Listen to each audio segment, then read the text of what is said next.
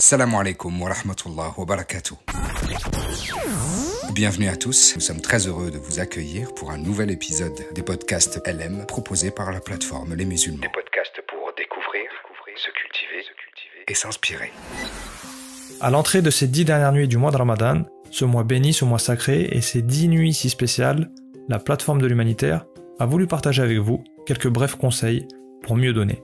Mieux donner pendant ce mois, mieux donner pendant ces 10 dernières nuits, mais aussi mieux donner tout le reste du temps. Des conseils qui, bi'ithnillah ta'ala, avec l'aide d'Allah Azza wa Jalla et par sa permission, nous permettront d'améliorer et de perfectionner nos aumônes et nos sadaqat, qu'Allah Azza wa Jalla nous permette de faire partie de ceux qui donnent pour le satisfaire et qui donnent de la bonne manière. Sans plus attendre, on débute avec le premier conseil.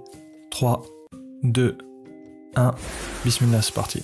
Alors le premier de ces brefs conseils, c'est celui du don sincère, puisque pendant le mois de Ramadan et au-delà, la sadaqa, le don, constitue une adoration. Et donc dans le cas d'une adoration, comme vous le savez, on doit épurer notre intention et rechercher la satisfaction d'Allah Azza wa Jal. Allah Azza wa Jal nous dit dans Surat Al-Bayyina, Bismillah ar-Rahman ar-Rahim, وَمَا أُمِرُوا إِلَّا لِيَعْبُدُوا اللَّهَ مُخْلِصِينَ لَهُ الدِّينَ, ce qui veut dire dans le sens, il ne leur a été commandé, cependant, que d'adorer Allah, lui vouant un culte exclusif. Donc là, Allah Azza wa Jal nous interpelle sur le fait que notre intention doit être spécifiquement et exclusivement liée à son adoration. Une intention qui est faite pour satisfaire notre Seigneur. Le prophète sallallahu alayhi wa sallam nous informe dans un hadith que les actes ne valent que par les intentions qui les ont motivés. Innama al-amalu binniyat wa innama likulli imri'in ma nawa. Donc nous devons veiller, mes chers frères et sœurs, et nous devons surveiller notre âme, surveiller notre personne, pour que l'objectif de nos œuvres et l'objectif de nos dons soient sincèrement et uniquement la satisfaction d'Allah Azza wa Jal afin d'obtenir sa récompense. Abdullah ibn al-Mubarak radiyallahu anhu a dit « Une œuvre minime peut être multipliée par l'intention, et une œuvre importante peut être diminuée par l'intention. » Qu'est-ce que ça veut dire? Ça veut dire que l'intention joue un rôle fondamental dans nos bonnes œuvres, et là ici dans ce qui nous concerne, dans nos donations, dans nos sadaqat.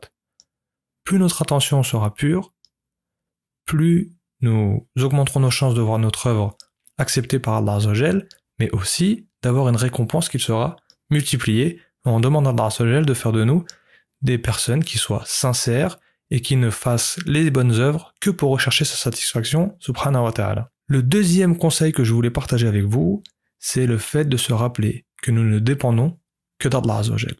Je vais m'expliquer. Nous sommes dépendants de la volonté d'Allah Azza wa Jal. Rien n'est possible sans son aide et sans sa miséricorde envers nous. Allah Azza wa Jal nous dit dans Surat Fatir, Bismillah ar-Rahman ar-Rahim, Ya ayyuhan nas, antumul fuqara'u ila Allah. Ce qui veut dire dans le sens, ô hommes, vous êtes les indigents ayant besoin d'Allah.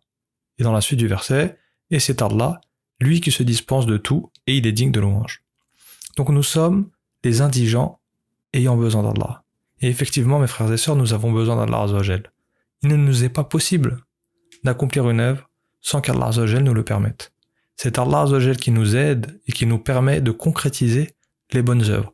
C'est même lui qui nous permet, qui nous inspire de vouloir faire le bien. Allah Azza wa Jal nous dit dans Surat Al-Fatiha, Iyyaka na'budu wa iyyaka nasta'in. Et Cheikh Saadi, rahimahullah, nous explique dans le tafsir de ce verset dans Surat Al-Fatiha qu'Allah a évoqué l'imploration du secours après l'adoration. Iyyaka na'budu, donc là c'est l'adoration, wa iyyaka nasta'in, là c'est le secours. Donc Allah a évoqué l'imploration du secours après l'adoration, bien qu'elle soit incluse parmi les adorations. Cela est du fait que le musulman est constamment dans le besoin de demander le secours d'Allah Azza wa Jal dans tous ses actes d'adoration. Car si Allah ne lui vient pas en aide, il n'aura pas la possibilité d'obtenir ce qu'il recherche, et là à savoir, accomplir les bonnes œuvres et s'écarter de ce qui est interdit. Nous adorons Allah Azza wa Jal et nous lui demandons de nous permettre de continuer à l'adorer. Nous lui demandons de nous permettre de continuer à être sincères et d'être exclusifs dans notre adoration. Le bien que nous faisons, nous le retrouverons pour notre avantage le jour du jugement si Allah accepte. Allah Azza wa Jal nous dit dans Surat An-Nahl, وَمَا عِنْدَكُمْ يَنْفَذْ وَمَا عِنْدَ اللَّهِ بَاقٍ. Dans le sens du verset, tout ce que vous possédez s'épuisera, tandis que ce qui est auprès d'Allah durera. Donc nous sommes les indigents ayant besoin d'Allah Azzawajal. Nous avons besoin qu'Allah Azzawajal nous permette et nous honore par ses bonnes œuvres, par l'accomplissement de ses bonnes œuvres. Nous devons l'invoquer. Nous devons prendre conscience et nous rappeler que si Allah Azzawajal ne nous aide pas dans cette adoration, nous ne serons plus en capacité de le faire. Et surtout, que toutes ces adorations que nous faisons, nous les faisons pour nous, puisque nous les retrouverons auprès d'Allah Yawm al-Qiyamah, si Allah accepte, et on demande à Allah Azzawajal d'accepter tous les efforts que nous faisons pendant ce mois et en dehors de ce mois. Amin ya Rab. Troisième conseil que je me fais à moi-même et que je souhaite partager avec vous, c'est celui de l'invocation. Nous devons invoquer Allah Azzawajal pour qu'il accepte et fasse de nos efforts une cause de bien et de soulagement.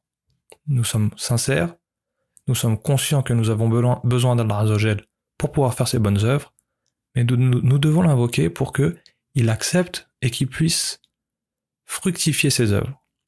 Recherchons à obtenir la baraka d'Allah Azzawajal dans ce que nous donnons. Quand la baraka est accordée à une œuvre, quand bien même modeste d'un point de vue quantitatif ou matériel, elle peut rendre son impact et sa récompense immense. Ibn al-Qayyim, rahimahullah, nous enseigne que la chose qui apporte le plus de bienfaits, c'est la chose la plus bénie. Ibn al-Qayyim nous dit aussi que la baraka est l'abondance du bien et sa permanence. Le fait qu'une chose soit bénie signifie donc deux choses. Que dans cette chose, il y a un bien en quantité abondante, et que dans cette chose, ce bien est établi et permanent. Ce n'est que par l'invocation d'Allah Azzawajal, par la pureté de nos intentions, que nous pourrons obtenir cette baraka qui fera que même nos petits efforts pourront trouver une grande récompense auprès de lui, subhanahu wa ta'ala, et que ce petit effort pourra produire de grands résultats dans ce bas monde et dans l'au-delà, Inch'Allah. Et invoquer Allah pour le remercier de nous permettre d'œuvrer, et lui demander de nous permettre de continuer dans cette voie et d'accepter nos œuvres, c'est faire preuve de reconnaissance et c'est une adoration. Allah Azzawajal nous dit dans Surat An-Nahl, وَاشْكُرُوا نِعْمَةَ اللَّهِ إِن كُنْتُمْ إِيَّاهُ تَعْبُدُونَ. Ce qui veut dire dans le sens du verset, et soyez reconnaissants pour les bienfaits d'Allah si c'est lui que vous adorez. Le fait de faire preuve de shukr, de reconnaissance, de remercier Allah Azzawajal et de l'invoquer pour ces choses-là est une adoration. Et Allah Azzawajal nous demande d'être reconnaissants. Donc nous sommes sincères, nous essayons d'être sincères, nous purifions nos intentions. Nous nous rappelons que rien n'est possible sans qu'Allah Azzawajal nous aide et nous permette de le faire. Et nous l'implorons, nous l'invoquons pour qu'il puisse mettre la baraka dans nos œuvres, qu'il accepte ces œuvres-là et que nous puissions être parmi les reconnaissants. Passons maintenant au quatrième conseil. Recherchez Laylatul Qadr. Allah Azzawajal nous dit dans le Coran, Laylatul Qadri khayrun min alfi shahr. La nuit de la destinée, Laylatul Qadr, vaut plus que 1000 mois réunis. La nuit du destin survient au cours d'une des nuits impaires des 10 dernières nuits du mois de Ramadan. Le prophète sallallahu alayhi wa sallam nous dit « Cherchez la nuit du destin parmi les nuits impaires de la dernière dizaine du mois de Ramadan. » Donc recherchons notre récompense dans ces nuits bénies en multipliant nos œuvres. Et justement dans l'effort de rechercher la récompense de Laylatul Qadr, on va appliquer une autre recommandation du prophète sallallahu alayhi wa sallam, puisqu'il nous dit « Faites des bonnes œuvres avec sérieux, sincérité et modération, et sachez que vos actes ne vous feront pas entrer au paradis, et que l'acte le plus aimé auprès d'Allah est le plus constant, cela même s'il est petit. » Donc une œuvre qui s'étale sur la durée, plus qu'un gros nom unique pour rechercher Laylatul Qadr. N'attendez pas, comme certains le font, la 27e nuit, pensant que forcément Laylatul Qadr tombera cette nuit-là, pour faire un gros don. Donnez sur les 10 dernières nuits, avec l'intention de trouver Laylatul Qadr, et Allah Azzawajal pourra multiplier votre récompense, et vous aurez appliqué cette recommandation du prophète sallallahu alayhi wa sallam qui est de œuvrer dans la durée. Mais bien sûr, alhamdoulilah, si Allah vous a honoré d'une grande richesse, vous pouvez faire des gros dons qui se répètent sur les 10 dernières nuits, alhamdoulilah, c'est encore mieux pour vous. Et qu'Allah Azzawajal nous compte parmi les généreux. Passons à présent au 5e conseil qui consiste à donner de ce que l'on aime. Le don est une occasion pour nous de éduquer notre âme et de sacrifier de ce que nous aimons pour la face d'Allah Azzawajal. Allah Azzawajal nous dit dans Surat Ali Imran, ce qui veut dire dans le sens, vous n'atteindrez la vraie piété que si vous faites largesse de ce que vous chérissez. Donnez de ce que nous aimons et éduquons notre âme à ainsi se priver de ce qu'elle aime pour en faire don pour plaire à Allah Azzawajal. Donnez de ce que nous aimons. C'est facile de donner de ce qu'on n'aime pas. C'est facile de donner des choses qui n'ont pas d'importance pour nous. Mais donner de ce qui représente pour nous une chose qu'on aime, ou une difficulté à s'en séparer, alors ça nous permettra d'éduquer notre âme sur le fait de donner ce que nous aimons et de donner ce que nous aimons le plus parce que nous le donnons pour Allah Azza wa Jal. Donner les meilleures choses parce qu'on donne pour Allah Azza wa Jal. Le 6e conseil, mes chers frères et sœurs, c'est le don de qualité. Allah Azza wa Jal nous dit dans Sourate Al-Baqarah, Bismillah ar-Rahman ar-Rahim, وَلَا تَيَمَّمُوا الْخَبِيثَ مِنْهُ تُنْفِقُونَ وَلَسْتُمْ بِآخِذِهِ إِلَّا أَن تُغْمِضُوا فِيهِ. Dans le sens du verset, et ne vous tournez pas vers ce qui est vil pour en faire dépense. Ne donnez pas ce que vous-même n'accepteriez qu'en fermant les yeux. Le don de qualité. Ne donnons pas ce que nous ne souhaiterions pas recevoir. Mettons-nous à la place des bénéficiaires. Mettons-nous à la place des personnes qui reçoivent nos dons, qui reçoivent nos sadaqas. Si nous étions à leur place, est-ce qu'on aimerait recevoir cette chose? Qu'on aurait une joie à recevoir ce que nous donnons? C'est une question qu'on doit se poser. Donner de ce que l'on aime et donner dans ce que l'on aime des choses de qualité. Faire un don qui soit qualitatif. Donnons de ce qu'on aurait aimé recevoir si on était à la place de nos bénéficiaires. Cela fait partie de la bonne moralité et du bon comportement dans le don. Dans la continuité, passons au 7e conseil, le don utile, qui se rejoint avec le don de qualité, mais là on va regarder l'utilité du don. Regardez l'utilité du don et le besoin auquel répond le don. On doit chercher à apporter un véritable soulagement à ceux qui bénéficieront de notre don. Ne donnons pas par obligation forcée ou par bonne conscience. Faisons très attention à cela. Mais donnons avec foi et amour des bonnes œuvres faites en recherchant l'excellence. Le don utile, le don qui va soulager, le don qui va permettre à la personne d'améliorer sa situation le temps de ce don-là. On ne va peut-être pas changer toute sa situation, mais que au moins ce don soit utile.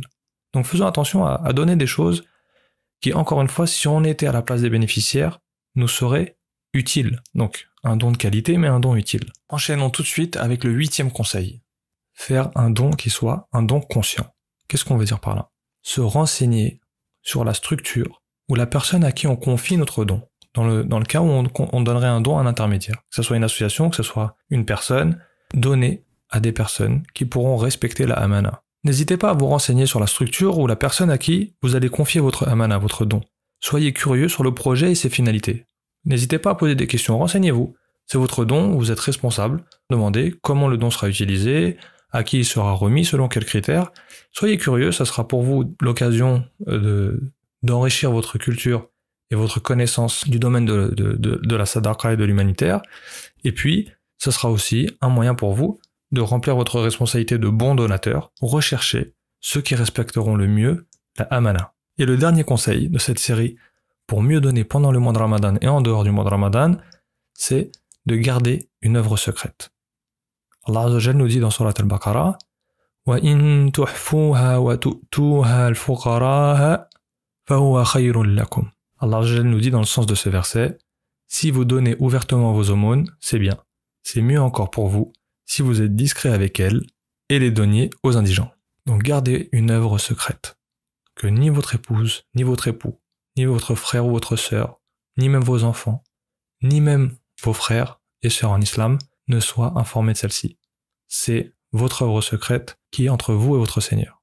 Et vous avez également la possibilité de faire des œuvres qui ne sont pas secrètes pour pouvoir appeler les gens à faire le bien, les inciter à faire le bien et éventuellement par rapport aux enfants, les éduquer par rapport à la sadaqa et au fait de dépenser pour Allah Azza wa Jal. Donc, des œuvres non cachées, mais gardez-vous des œuvres secrètes dans l'application de ce verset de Sourate Al-Baqarah. Voilà, on a terminé avec ces brefs conseils pour mieux donner pendant le mois de Ramadan et au-delà du mois de Ramadan. Reprenons rapidement tous ces conseils. On a parlé du don sincère qui est fait exclusivement pour plaire à Allah Azza wa Jal. On a parlé du fait de se rappeler que nous sommes dépendants d'Allah Azza wa Jal, nous dépendons de lui et nous sommes les indigents ayant besoin de lui. Troisième conseil, c'était d'invoquer, de remercier Allah Azza wa Jal pour qu'il nous permette de continuer à œuvrer pour le satisfaire et pour qu'il puisse nous accorder la baraka dans ce que nous faisons et dans ce que nous donnons. Le conseil suivant, c'était celui de rechercher Laylatul Qadr et de faire des œuvres qui soient durables, de ne pas chercher à faire des grandes œuvres qui s'arrêtent, mais essayer d'être constant dans les bonnes œuvres. Le cinquième conseil, c'était de donner de ce que l'on aime. Donner en éduquant notre âme à nous séparer des choses que nous aimons, de choses auxquelles nous sommes attachés dans ce bas monde, et les donner pour Allah Azza wa Jal. Le sixième conseil, c'était le don de qualité, donner un don qui soit de bonne qualité, qui puisse apporter un soulagement et une joie à la personne qui le reçoit. Le 7e conseil, c'était celui du don utile, donc faire un don qui répondait à une nécessité. Puis on a parlé du don conscient et de porter notre responsabilité de donateur en confiant notre amana aux personnes les plus à même et aux plus compétentes pour apporter de l'aide. Et le dernier conseil, c'était de garder une œuvre secrète pour que nous puissions avoir avec notre Seigneur des œuvres cachées, et on demande à Allah Azza wa Jal d'accepter toutes nos œuvres, de purifier nos intentions et de nous compter parmi ceux qui dépensent pour le satisfaire. Barakallahu fikoum, j'espère que ces quelques conseils pourront nous profiter, qu'on sera en capacité de les appliquer, qu'Allah Azza wa Jal nous facilitera pour cela et qu'il acceptera nos œuvres. N'hésitez pas à partager ce podcast avec vos proches ou dans vos réseaux si vous avez trouvé ces conseils bénéfiques. On demande à Allah Azza wa Jal qu'il mette la baraka dans nos œuvres, qu'il nous permette d'agir sincèrement pour lui et que nous soyons des vecteurs de bien autour de nous. Je vous dis à très vite pour un prochain podcast de la plateforme de l'humanitaire. Assalamu alaikum wa rahmatullahi wa barakatuh.